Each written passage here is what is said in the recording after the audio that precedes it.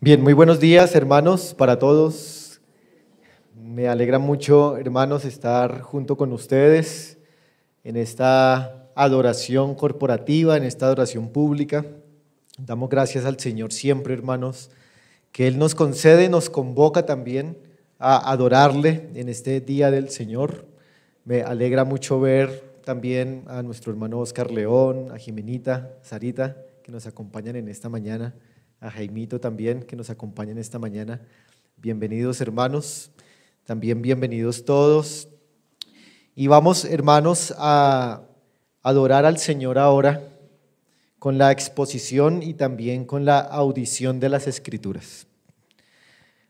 Quisiera, hermanos, que oráramos nuevamente para encomendarnos al Señor y que así sea el Señor quien nos conceda entender, recordar, aprender esta serie de temas que estamos tratando una vez por mes, que tiene que ver, hermanos, con los distintivos de una iglesia bautista reformada. Y uno de esos principales distintivos de una iglesia bautista reformada es la teología del pacto, la teología del pacto.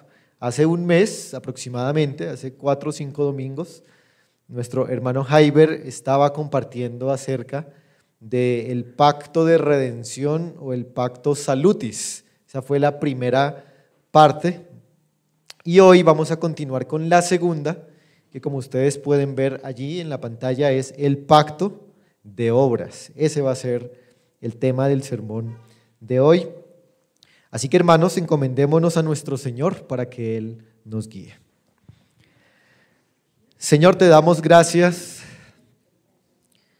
porque podemos abrir las Escrituras otra vez con todos los santos en esta mañana, Señor, lo cual es algo que no ocurre, Señor, el resto de la semana, y por eso nos gozamos, nos alegramos, pero también, Señor, pedimos que suplas todas nuestras necesidades, todas nuestras debilidades, Señor, que nos guardes del pecado y de la tentación, que concedas a nuestra mente, Señor, poder concentrarse y también deleitarse en tu plan revelado en las Escrituras. Ayúdanos, Señor, te lo pedimos, en el nombre de Jesucristo. Amén.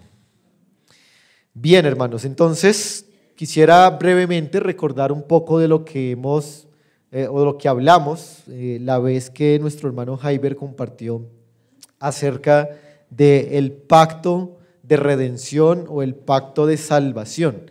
Recordemos que cuando hablamos de pacto de redención o pacto de salvación, nos estamos refiriendo a este pacto que ocurrió antes de todos los siglos. El tiempo de este pacto es la eternidad pasada. En este pacto se promete que un grupo de caídos van a recibir vida eterna, vida eterna. En este pacto eterno, el pacto eterno, se concertó cada una de las funciones que la Santa Trinidad realizaría para la salvación.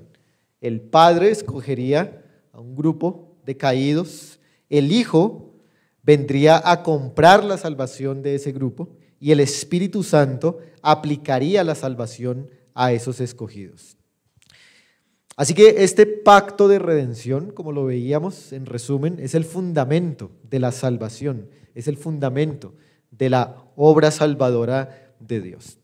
Sin embargo, hermanos, hay hasta el momento una dificultad o un problema.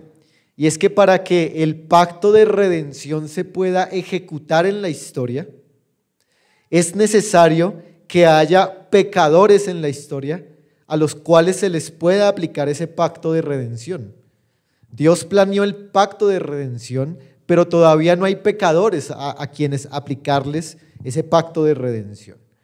Así que, ¿cómo se hace la raza humana pecadora para que el pacto de redención los pueda salvar? Pues precisamente, hermanos, el pacto de obras es el medio a través del cual la caída se va a permitir para que pueda entrar a funcionar el pacto de redención que se planeó. De manera que primero tendremos el pacto de redención en la eternidad pasada, pero luego ocurre el pacto de obras que permite la caída y luego se ejecuta el plan de redención como el pacto de gracia para la salvación de esos escogidos.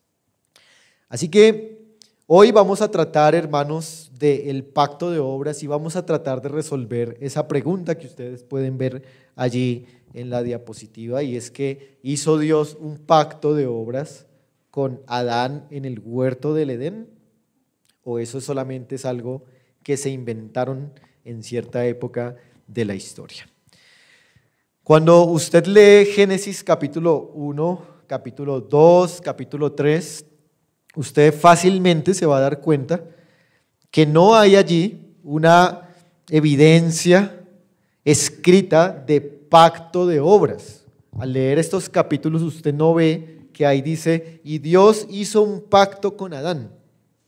Y como no aparece la palabra pacto en estos capítulos de Génesis, algunos han negado la idea de que haya un pacto de Dios con Adán. Sin embargo, hermanos, debemos tener cuidado porque esto es o se llama una falacia de palabra concepto. ¿Cómo así? Una falacia de palabra concepto, es decir, que porque no está una palabra ahí, una palabra como pacto, por ejemplo, eso quiere decir que eso no es una enseñanza de la Biblia. Es como, por ejemplo, la Trinidad. ¿La palabra Trinidad está en la Biblia? No está, no aparece. Pero el concepto de la Trinidad está en la Biblia. El concepto sí está. De manera que si el concepto aparece, entonces la palabra es verdad, Trinidad. Igualmente sucede con otras palabras como inerrancia de la Biblia. Inerrancia aparece en la Biblia, no aparece, pero el concepto de inerrancia aparece. Claro, la Biblia no tiene errores y no falla en lo que dice. Asimismo, hermanos, aparece con la idea de pacto, aunque el término pacto no aparece en los primeros capítulos de Génesis, el concepto, los elementos que conforman un pacto sí se ven allí en los capítulos primeros de Génesis. Pero también, hermanos, algo más que quisiera observar a manera de introducción es que hay varias formas en las que este pacto se ha llamado. Por ejemplo, algunos le han llamado el pacto de la creación, otros le han llamado el pacto de amistad, y otros, como algunos de los primeros autores que empezaron a desarrollar la teología del pacto, le llamaron el pacto de abundancia rica y bondad. Y más adelante vamos a ver por qué se le llamó así. O pacto con Adán.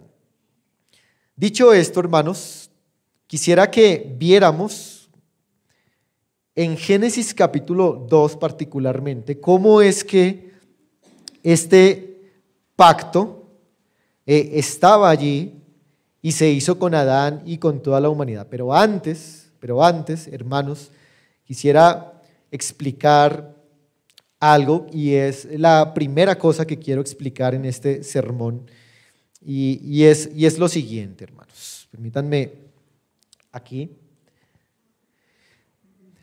En primer lugar, hermanos, lo que yo quiero explicar para sentar una buena base y entender el pacto de obras es algo que llamaremos la condición natural del hombre con Dios. La condición natural del hombre con Dios. Ese será lo primero de este sermón. La condición natural del hombre con Dios. En esta imagen que ustedes pueden notar allí, yo quiero que vean Dios como creador, que está en la parte de arriba, y al hombre como criatura, que está en la parte de abajo. Y esa línea que aparece entre Dios y el hombre representa una gran distancia que existe entre Dios y entre la criatura. Cuando Dios crea a la humanidad, Dios está muy distante de lo que ha creado. Por eso la Biblia lo llama altísimo, porque hay una gran distancia entre Dios y entre la criatura. De manera que en la relación natural o en la condición natural, el hombre está lejos de Dios y Dios está lejos del hombre. Y no estamos hablando de que el pecado los ha separado todavía. Estamos hablando de que en la condición natural, en la condición de creador-criatura, hay una gran distancia entre Dios y entre el hombre. Por ejemplo, en Isaías capítulo 40 se nos da una evidencia de esta gran distancia en esta condición natural, en esta relación natural entre el creador y la criatura. Isaías capítulo 40, verso 15 y verso 17 nos deja ver esa gran distancia que hay entre el creador y la criatura. Dice, he aquí que las naciones le son como la gota de agua que cae del cubo, y como menudo polvo en las balanzas le son estimadas. He aquí que hace desaparecer las islas como polvo, verso 17, como nada son todas las naciones delante de él, y en su comparación serán estimadas en menos que nada y que lo que no es. Este versículo deja probar algo de esa gran distancia que hay entre Dios y, por ejemplo, aquí entre las naciones. Pero en esta relación natural entre Dios y el hombre hay algo que debemos añadir, y es lo siguiente: que en una relación natural, es decir, el Dios como creador y el hombre como criatura, el hombre le debe a Dios obediencia, el hombre le debe a Dios adoración, el hombre le debe a Dios servicio, el hombre le debe a Dios absolutamente todo. Pero en esta relación natural, Dios no le debe nada al hombre. Entonces, en una relación natural de Dios con el hombre le debe todo a Dios: obediencia, adoración, servicio, etc. Pero Dios no le debe absolutamente nada al hombre, no le tiene que dar ninguna recompensa. Y por más justo y por más bueno que el hombre fuese en esta relación natural, por muy bien que se comportara, Dios no le tiene que recompensar absolutamente nada al hombre. De manera que por más que el hombre fuese obediente a Dios en la relación natural, no va a recibir ninguna bendición, no va a recibir ninguna recompensa, no va a recibir ninguna promesa de parte de Dios. Además, la obediencia del hombre no le va a añadir absolutamente nada a Dios. Yo quiero que veamos también otro texto que está en Job. Quiero que me acompañen allí al capítulo 35.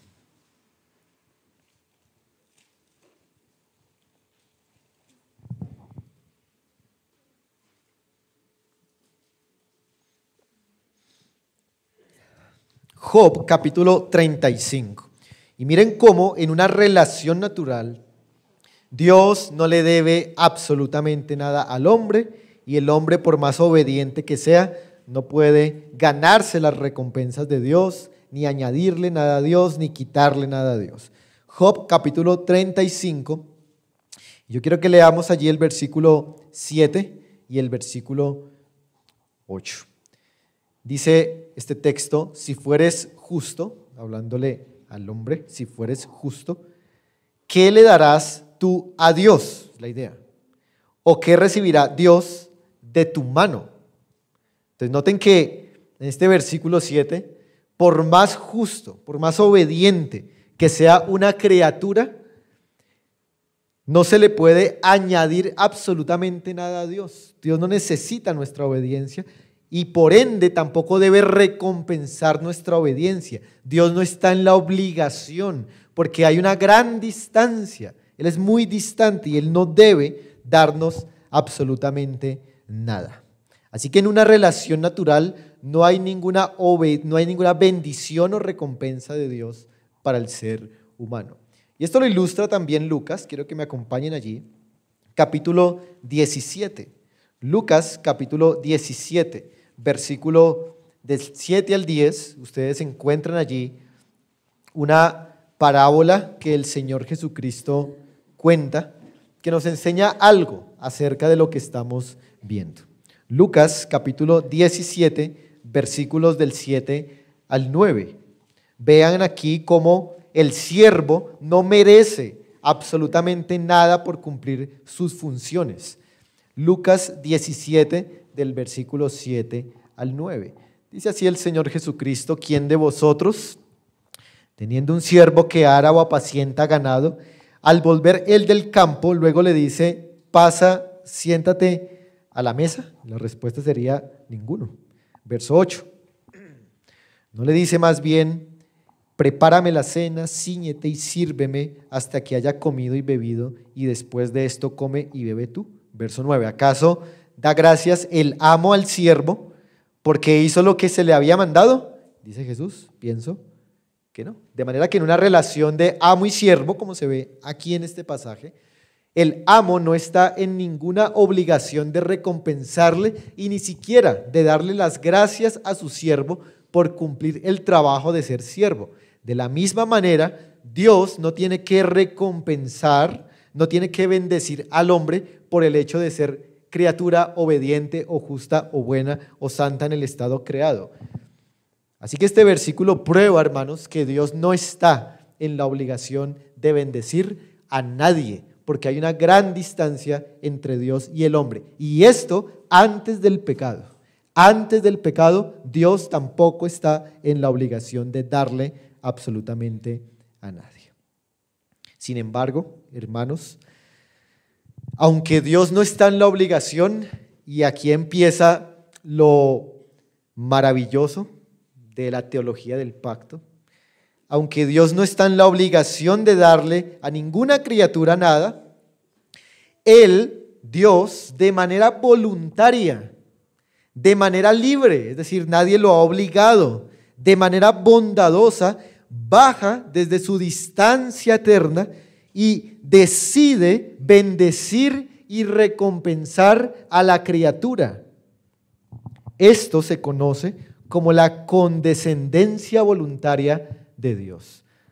Aunque el hombre no merece, estando en un estado de inocencia, recompensas de Dios, Dios decide de manera voluntaria descender, condescender y dar recompensas y dar bendiciones al ser humano. Pero estas bendiciones y estas recompensas ocurren solamente de una manera, y es en la manera de un pacto, en la manera de un pacto. Entonces yo quiero que veamos ahora esto. Noten aquí en esta gráfica cómo la línea azul es una flecha que va hacia arriba, porque da a entender que el hombre le debe a Dios obediencia, adoración, servicio, pero en una relación natural no hay flecha que baje hacia abajo. Dios no le debe nada. Pero en una relación pactual,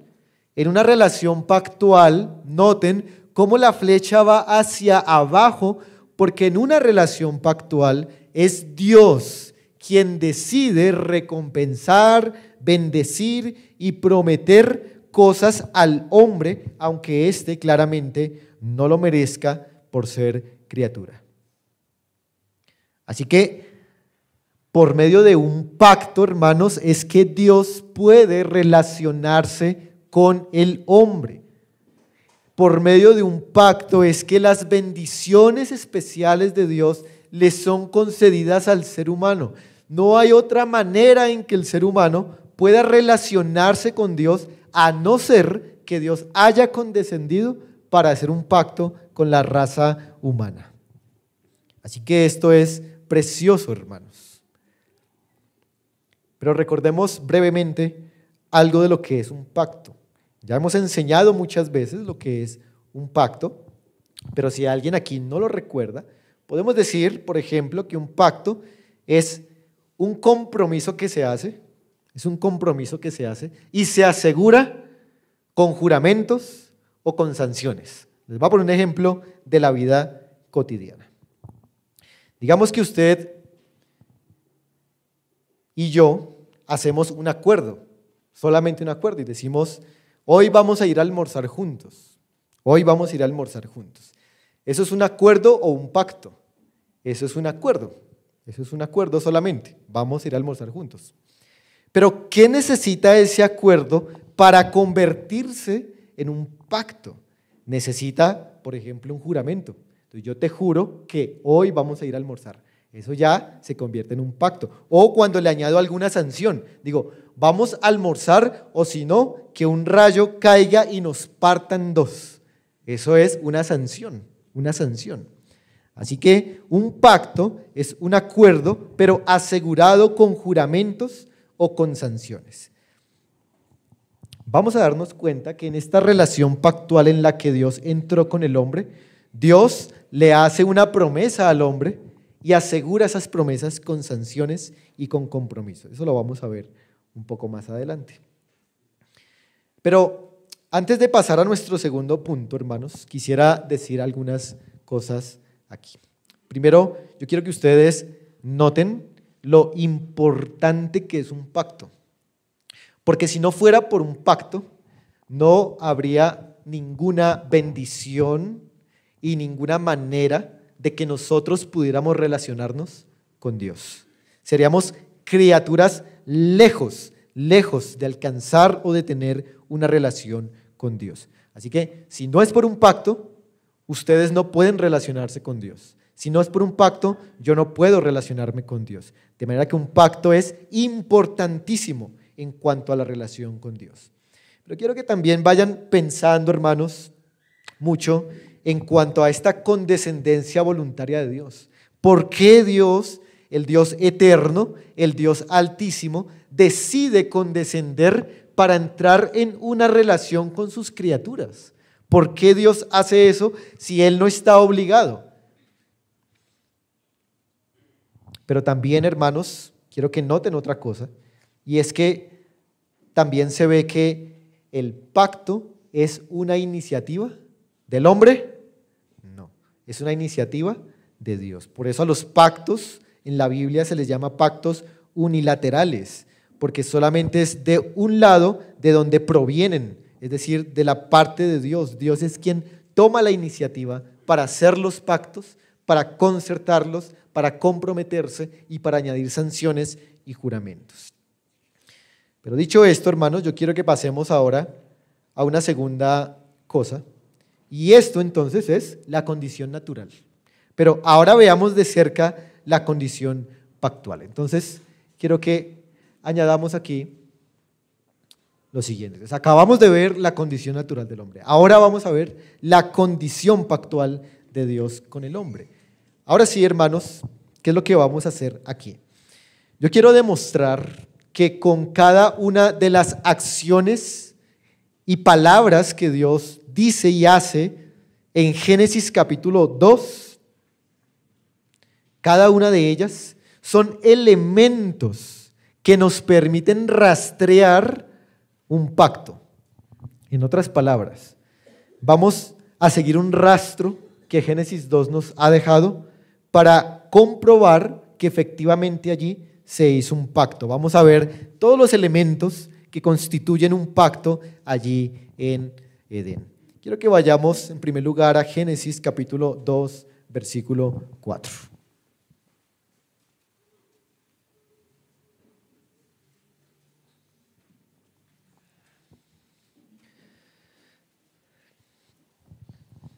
Una relación pactual es una relación que va mucho más allá de la relación natural. Una relación pactual es una relación sobrenatural. Es mucho más allá de la relación entre creador y criatura. Y antes de leer Génesis 2:4, digo algo. Génesis 1 presenta la relación natural, creador-criatura. Pero Génesis 2 presenta la relación pactual, pactante, que es Dios, y copactante, que es el hombre. Y en Génesis 2:4 encontramos el primer elemento del pacto. Dice el versículo 4 así: estos son los orígenes de los cielos y de la tierra cuando fueron creados, el día que Jehová Dios hizo la tierra y los cielos. Bueno, ¿cuál es el elemento de pacto que encontramos en el versículo 4, hermanos? Pues el elemento que usted encuentra allí, el elemento de pacto que usted encuentra allí, es que aquí es la primera vez que se revela en las Escrituras el nombre de Jehová. Jehová. Al comenzar capítulo 2, se revela el nombre de Jehová. El nombre Jehová es el nombre del Dios de pactos. En contraste con esto, en Génesis capítulo 1, el nombre que se ha revelado es Dios, del hebreo Elohim. Pero en capítulo 2, el nombre que se va a revelar de ahí en adelante hasta Apocalipsis va a ser Jehová. De manera que aquí encontramos al autor del pacto.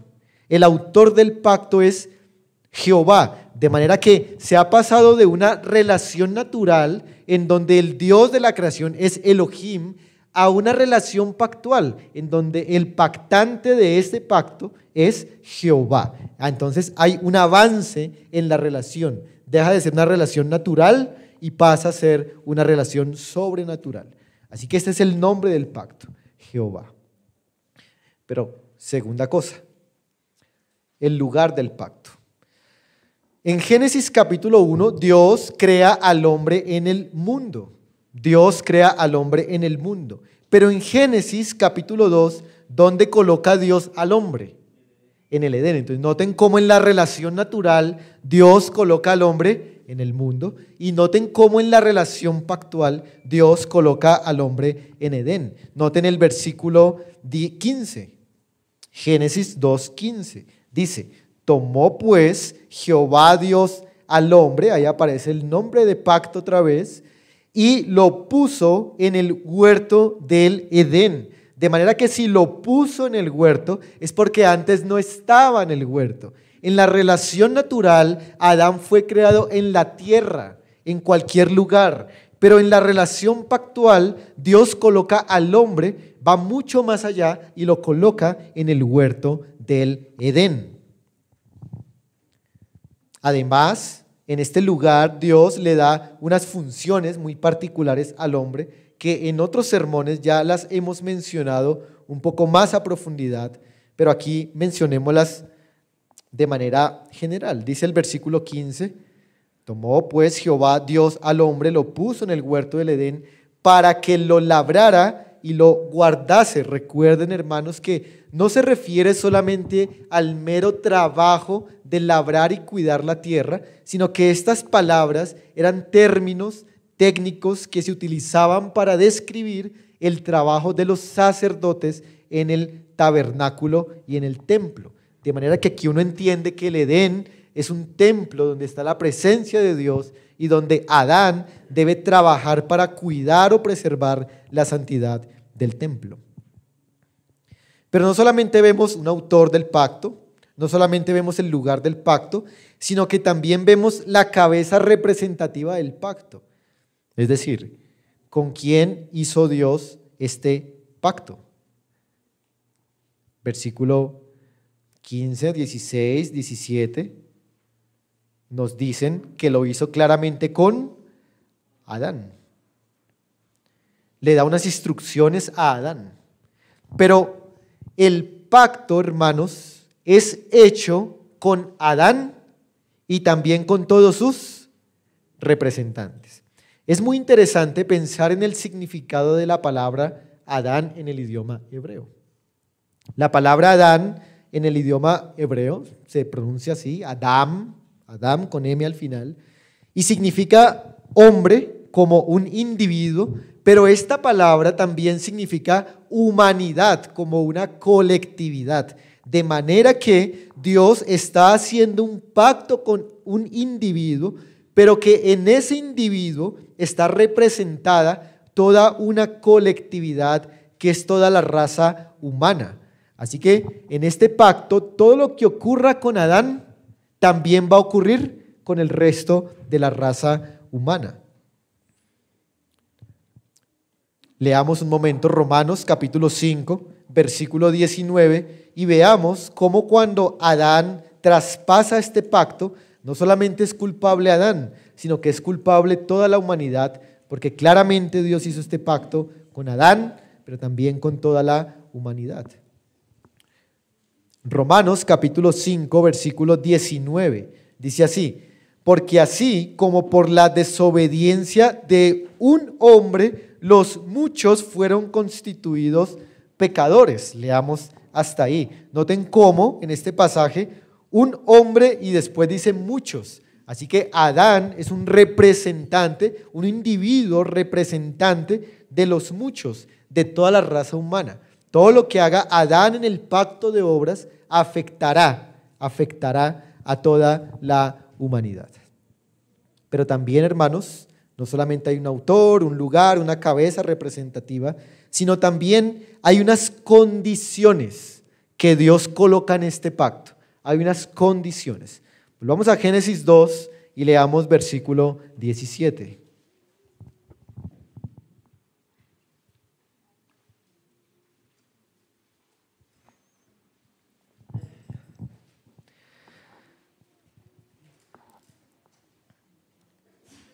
La condición principal del pacto es esta. Génesis 2:17.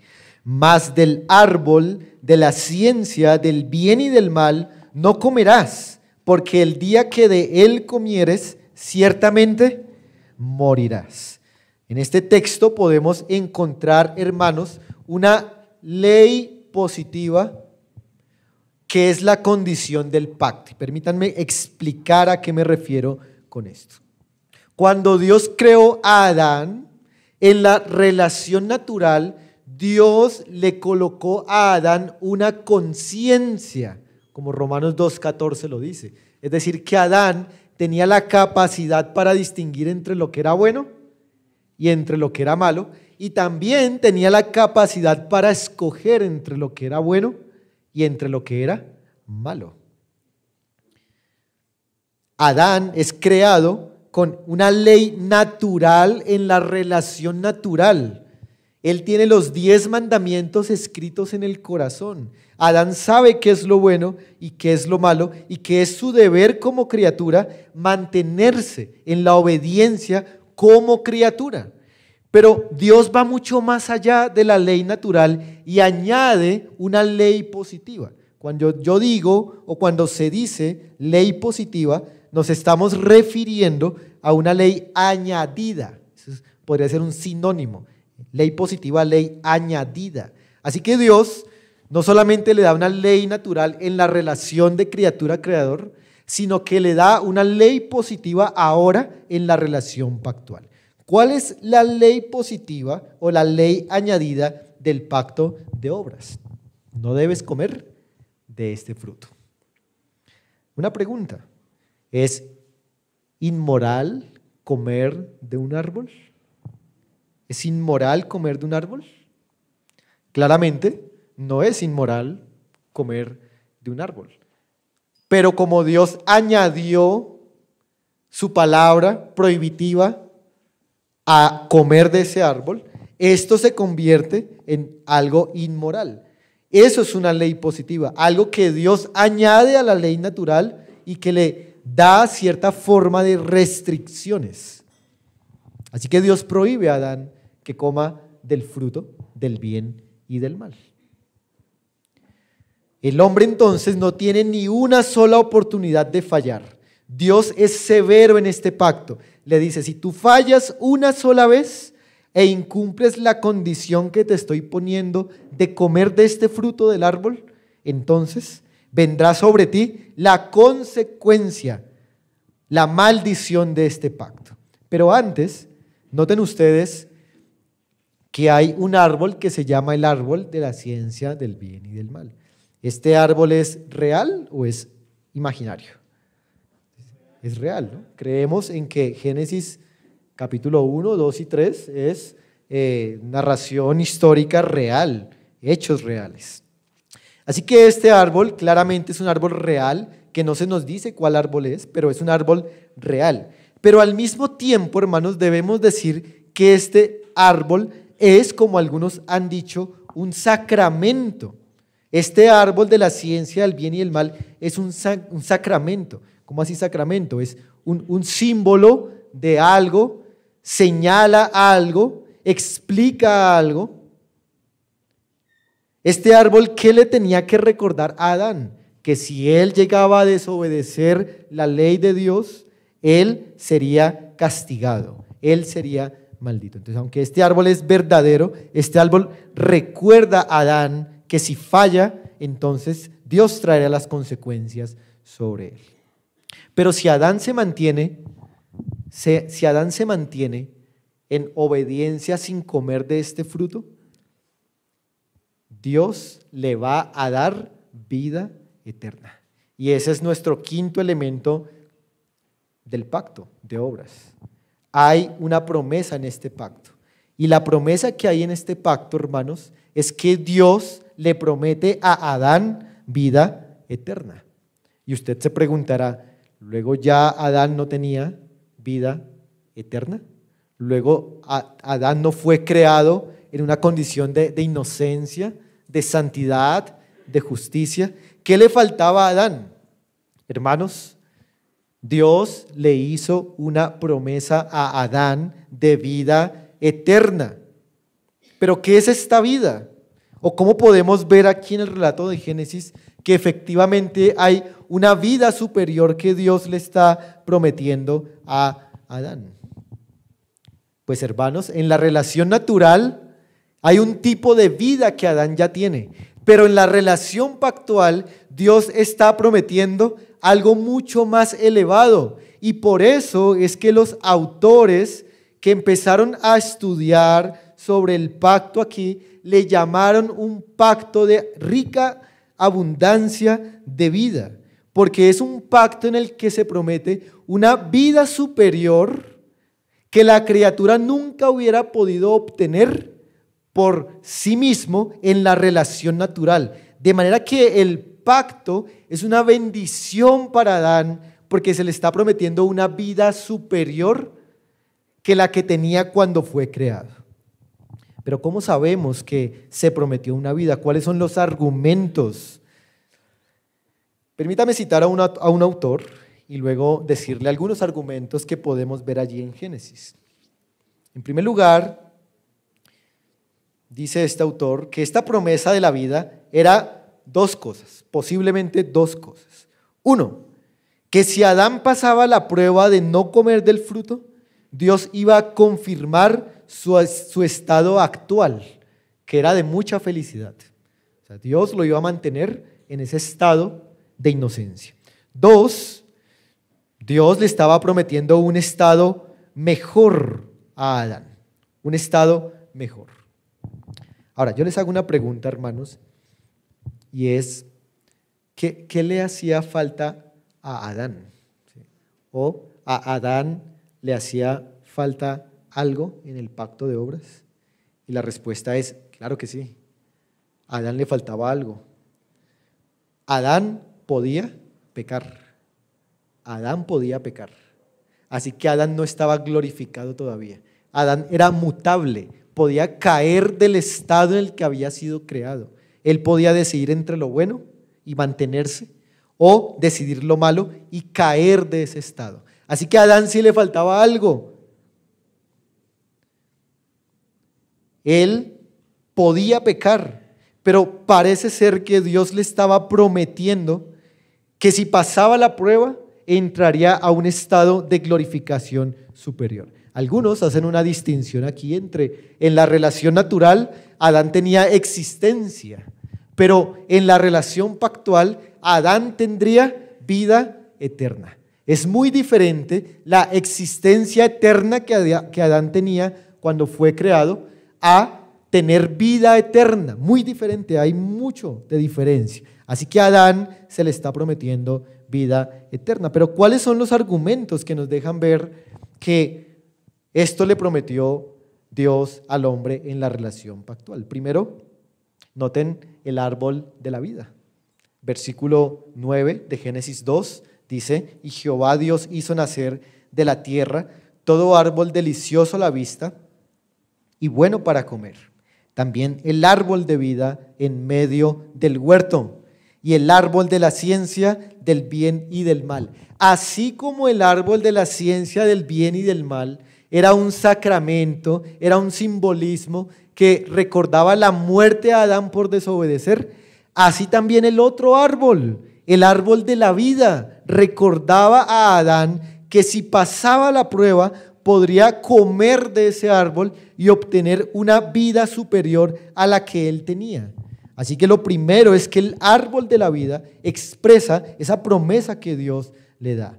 Yo quiero citar Apocalipsis capítulo 2, versículo 7, porque allí se vuelve a mencionar el árbol de la vida en un contexto muy particular. Cuando el apóstol Juan escribe las palabras de Cristo a las 7 iglesias, el apóstol Juan añade algo acerca del árbol de la vida que nos puede dar un poco de luz.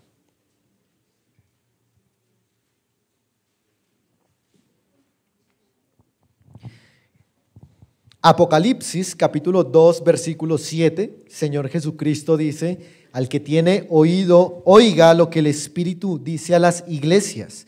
El que venciere, miren eso, el que venciere le daré a comer del árbol de la vida, el cual está en medio del paraíso de Dios. Estas palabras que se pronuncian para la iglesia son palabras que muy probablemente se pronunciaron también para Adán. Adán, si tú vences en el huerto, si tú no cedes a la tentación, tú vas a vencer y te daré a comer del árbol de la vida que está en medio del huerto.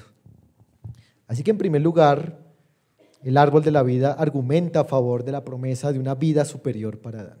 Pero también cuando Dios le dice al hombre: si comes, ciertamente morirás. Si comes, ciertamente morirás. Pues lo contrario está implicado. Lo contrario es que si no come, no va a morir, sino que va a tener vida. Así que también ahí se puede ver la promesa de vida. Pero también podemos ver la promesa de vida cuando Dios expulsa a Adán del huerto. ¿Por qué lo expulsa del huerto? Porque ya no tiene la oportunidad de alcanzar la vida. Es por eso que lo expulsa. Pero también pasajes como Romanos capítulo 7 versículo 10, capítulo 10 versículo 5, Gálatas capítulo 3 versículo 12 dicen que el mandamiento es para vida, que el que hiciere estas cosas vivirá por ellas. Es decir, que si Adán se mantiene en el estado de obediencia, Dios le va a dar vida, le va a dar vida. Así que ahí está la promesa del pacto de obras. Pero ahora veamos otro elemento. ¿Cuál es la sanción del pacto de obras? En la ilustración que yo dije, que un relámpago caiga y nos parta en dos. Pero la sanción que Dios añade al pacto de obras es mucho más peor que un rayo cayera y nos partiera en dos. Un autor, hablando de la consecuencia o de la sanción por quebrantar el pacto, dice que la sanción de este pacto es la mayor miseria bajo la mayor certeza. ¿Cuál es la sanción del pacto? Dios dice: ciertamente morirás, ciertamente morirás. La mayor certeza, Dios está prometiendo ciertamente. No hay mayor certeza para nadie más, o nadie puede imponer una mayor certeza que Dios diciendo ciertamente. Pero también la mayor miseria. ¿Cuál es la mayor miseria? Morirás, morirás. De manera que la sanción del pacto de obras es la muerte, lo cual es la mayor miseria que un ser humano podrá experimentar. Pero también encontramos, hermanos, otro elemento del pacto allí, y es que Dios dotó a Adán con las capacidades para mantenerse en este pacto. Este pacto es un pacto de obras, es decir, es un pacto de cumplimiento estricto. Aquí Adán alcanzaría la salvación por obras o por gracia. Por obras, porque tiene que obedecer para poder alcanzar la vida. Aquí todavía no hay gracia, aquí todavía no hay misericordia, aquí solamente hay severidad de parte de Dios, pero también capacidad que Dios ha dado para Adán para que él cumpla el pacto de obras. Así que Adán puede cumplir el pacto de obras. Pero si falla una sola vez, la mayor miseria, bajo la mayor certeza, caerán sobre él. Y por si esto fuera poco, por si alguno dice, no me has convencido con estos argumentos de que hay un pacto, de que hay una promesa, una sanción, unas condiciones, si no los he podido convencer, déjenme referirme al testimonio mismo directo de la Escritura en Oseas capítulo 6. Vamos allí a Oseas capítulo 6 y veamos el testimonio directo de la Escritura.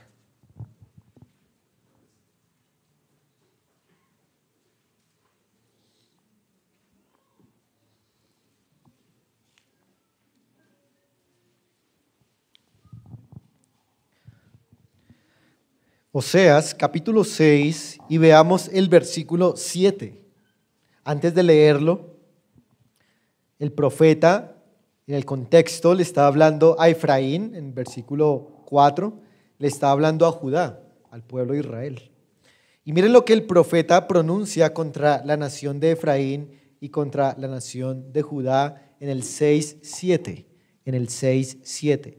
Dice así: mas ellos, o sea, Efraín y Judá, como Adán o cual Adán, traspasaron el pacto, allí prevaricaron contra mí. Así que el profeta le está diciendo a la nación: mire, ustedes, nación de Israel, son como Adán. Ustedes han traspasado un pacto de la misma manera en que Adán al principio traspasó un pacto. De manera que este texto y estos argumentos, este rastro del pacto que hemos visto, nos demuestran que efectivamente Dios hizo un pacto de obras con Adán. Pero Adán permaneció obediente en ese pacto de obras. Lastimosamente, Adán y todos nosotros quebrantamos el pacto de obras, y este pacto de obras deja dos necesidades grandes para la raza humana. En primer lugar, cuando Adán quebranta este pacto comiendo del fruto, queda la necesidad de que alguien cumpla lo que Adán no pudo cumplir, obedecer. Y queda la necesidad de que alguien pague la deuda que ahora se ha generado por la transgresión de Adán. Así que hay dos necesidades que quedan de este pacto. Por un lado, que alguien cumpla donde Adán no pudo cumplir, y que alguien pague la transgresión que se ha dejado. Así que ese, por supuesto, es el Señor Jesucristo, quien cumple donde Adán no pudo cumplir y paga donde Adán transgredió. Pero yo quiero decir algo aquí antes de pasar a la tercera cosa, hermanos. Y es que algunos se preguntan, bueno, pero Dios era soberano y ¿por qué permitió la caída y todo esto? Pero Dios mismo nos ha dado la respuesta en la Escritura. Y es que, primero, en la relación natural, hermanos, ¿qué atributos de Dios o por qué atributos de Dios nosotros adoraríamos a Dios? Porque es creador y porque es todopoderoso. Así que en una relación natural, Dios no se hubiera podido dar a conocer totalmente. Pero luego Dios entra en el pacto de obras. ¿Qué atributos se pueden ver de Dios en el pacto de obras? Pues se puede ver algo más, ¿no? Su justicia, su santidad, su severidad, su soberanía. Y si nos quedamos ahí en el pacto de obras, por toda la eternidad, en el infierno, tendríamos que alabar a Dios solamente por su justicia, solamente por su santidad y nada más. No hubiéramos podido conocer nada más de Dios. Pero es necesario otro pacto, porque el Dios de la Biblia es un Dios que le gusta darse a conocer. Y Él quiere que se le conozca no solamente porque es creador, todopoderoso, no solamente porque es justo y santo y severo, sino también Dios quiere ser conocido porque es un Dios de amor y es un Dios de misericordia. Y por eso es que Dios va a hacer otro pacto en el cual va a expresar también estos atributos del amor y de la misericordia de Él. Dios quiere darse a conocer en todo su ser, tanto en su justicia, en el pacto de obras, así como en su misericordia, en el pacto de gracia. Dicho esto, hermanos, quisiera que viéramos en tercer lugar la condición caída del hombre rápidamente. La condición caída del hombre. ¿A cuál fue la condición que entró el hombre por la caída y por el quebrantamiento del pacto? En primer lugar, el hombre entró en una condición de muerte espiritual. El hombre quedó separado de Dios, la relación pactual se quebrantó, la promesa de vida se anuló para él y ahora todos los pecadores que nacen de Adán y Eva nacen sin una relación con Dios. Nacen en un pacto que ha sido quebrantado. Ni siquiera están en una relación natural, porque ya no es criatura y creador. Ahora es criatura rebelde y creador. Así que toda la raza humana, por causa del pacto de obras, está en una condición de muerte. Pero en segundo lugar también, todos nacemos con un pacto abrogado. Es decir, nosotros no podemos conseguir la vida a través de la obediencia, no podemos cumplir. Y aunque muchos de nosotros, antes de conocer a Cristo, teníamos ese instinto de hacer obras, de obedecer para alcanzar la salvación, ese instinto quedó totalmente arruinado por el primer quebrantamiento del pacto de obras. Nadie puede obedecer, nadie puede ser salvo por obras porque el pacto quedó quebrantado. Pero en tercer lugar también el dominio de Satanás ha quedado sobre todos los descendientes de Adán. Adán, cuando quebranta el pacto, entrega el dominio que Dios le había dado a Satanás y por eso Satanás se presenta como el que reina en este mundo en algún sentido y todo el que nace de Adán y Eva está bajo el dominio de Satanás. Esta es la condición caída, por resumirla brevemente. Pero ahora permítanme, hermanos, decir algunas aplicaciones finales acerca de este pacto de obras. En primer lugar, hermanos, quiero llamarles otra vez a todos, invitarles otra vez a que admiremos la condescendencia voluntaria de Dios. Dios ha condescendido voluntariamente. Él no estaba obligado con ninguno de nosotros a recompensarnos, a prometernos vida. Dios no está comprometido con nosotros en ningún sentido en una relación natural. Pero Él, de manera libre, de manera voluntaria, decidió condescender y empezar a dar beneficios a todas sus criaturas. Hermanos, todo lo que nosotros tenemos, dice la Escritura, lo hemos recibido de la mano de Dios. Pero ¿por qué Dios nos da las cosas? ¿Por qué Dios nos da todas las cosas? Por causa de su condescendencia. Él no tiene la obligación de darnos, pero Él nos las da. Así que tengamos cuidado con nuestras oraciones, de recordar que cuando nos acercamos a Él debemos pedir reconociendo que no merecemos lo que estamos pidiendo, de que Él no está en la obligación de dárnoslo, pero que si Él lo da es por pura condescendencia del Señor.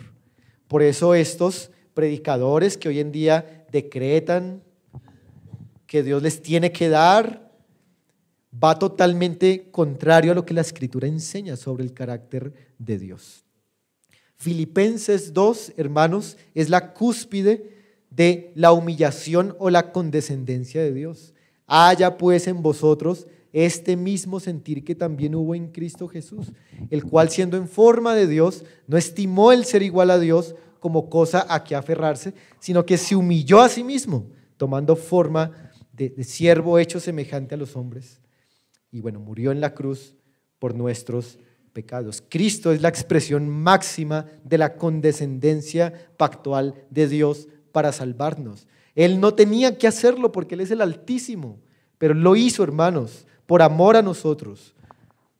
Así que admiremos la condescendencia del Señor.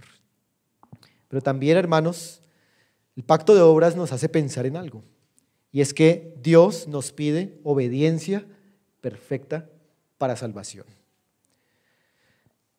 Cuando nosotros leemos las Escrituras, nos encontramos con un mandamiento tras otro, un deber tras otro. Y hace muy mal usted, si usted lee y termina feliz después de leer esos mandamientos y esos deberes y esas reglas que Dios ha dado en su palabra. Si usted lee, haz tal cosa y tal cosa, y tú dices, uy, yo hago eso, usted no está entendiendo la Escritura. Usted no está entendiendo la palabra del Señor.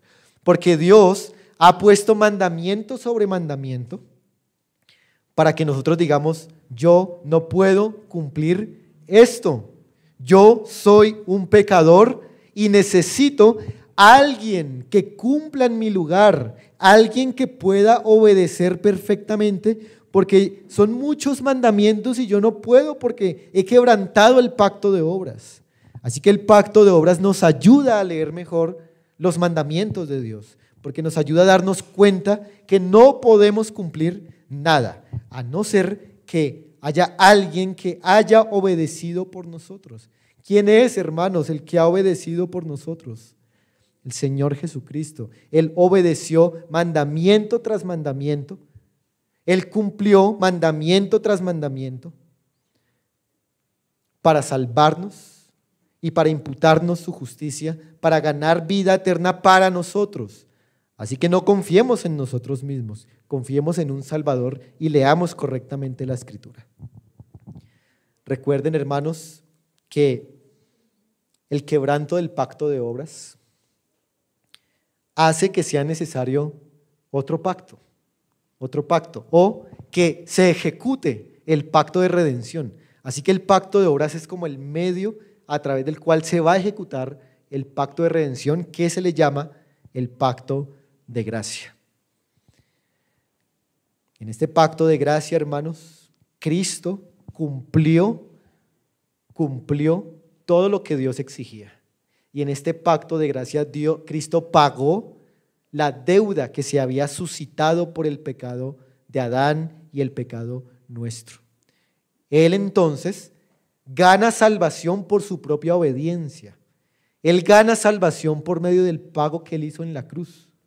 Y por eso se le llama pacto de gracia, porque Él ya hizo todo para la salvación de los que habíamos caído en el pacto de obras.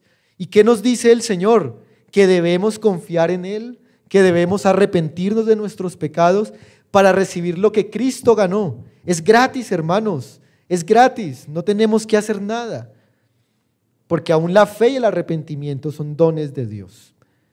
Hermanos, ¿cuándo es la primera vez que Dios revela su gracia al mundo? ¿Cuándo es la primera vez? La primera vez que Dios revela la gracia al mundo no es cuando Cristo viene, sino es cuando Cristo es prometido en Génesis 3:15. A partir de Génesis 3:15 ya Dios empieza a revelarse no solamente como el Creador, no solamente como el justo, sino también como un Dios de gracia y misericordia que quiere hacer un pacto nuevo con una descendencia que ha caído en pecado. En Génesis 3:15 se promete que Dios va a venir al mundo a rescatar al hombre por haber quebrantado el pacto de obras. ¿Qué Dios más condescendiente que este? Condescendió 2 veces, primero al hacer el pacto de obras y después condescendió aún más para solucionar el problema del pacto de obras. Hermanos, admiremos a nuestro Señor por lo que ha hecho. Pero si aquí hay personas que no han creído en el Señor, que no se han arrepentido, yo debo recordarles que muy posiblemente ustedes están bajo el pacto de obras. Ustedes tienen la sanción del pacto de obras sobre ustedes, que es la muerte, que es la mayor miseria. Si ustedes están representados por Adán en este momento, en el pacto de obras, ustedes van a ser castigados en la justicia de Dios, y lo único que van a hacer ustedes por toda la eternidad es en el infierno alabar a Dios por la justicia de Dios, pero en el infierno. Si estás en el pacto de obras, estás sin capacidad para cumplir. Si estás en el pacto de obras, la muerte está sobre ti. Pero hay una esperanza para ti, y es el pacto de gracia en el cual Cristo es el representante. Y si tú estás en Cristo, si tú te unes a Cristo por la fe, pues alabarás por toda la eternidad a Dios, ya no solamente por su justicia, sino que lo alabarás por toda la eternidad, por su gracia, por su misericordia y también por su justicia. Hoy mismo puedes salir del pacto de obras y entrar a disfrutar de la gracia que se te ofrece en el pacto de gracia. ¿Cómo recibir la gracia del pacto de gracia, hermanos? Convirtiéndote a Cristo, confiando en Cristo, arrepintiéndote de tu pecado. Pide al Señor que convierta tu alma y te saque del pacto de obras y te meta, te inserte en el pacto de gracia. Así que, hermanos, que el Señor tenga misericordia de nosotros y oremos. Señor, queremos darte las gracias a ti por condescender, Señor, no solamente en el pacto de obras para prometer esta vida, sino por condescender doblemente, Señor, para enviar a Cristo a morir por nosotros mismos haber quebrantado el pacto. Oh Señor, pedimos que nos ayudes a apreciar más tus bondades. Pedimos, Señor, que nos ayudes a admirar más tu gracia y a asegurarnos, Dios, por tu palabra, de que estamos en el pacto de gracia y no en el de obras. Señor, pero si aquí hay alguien que sabe ahora por la palabra que está en el pacto de obras, tratando de esforzarse por su salvación o en una condición de miseria, Señor, convierte su alma, rescátalo, sálvalo, Señor, e insértalo en el pacto de gracia para que empiece a disfrutar de la vida eterna que hay solamente en Jesucristo. Señor, damos gracias por tu palabra y pedimos que tu Espíritu la aplique poderosamente a nuestros corazones. En el nombre de Jesucristo oramos. Amén.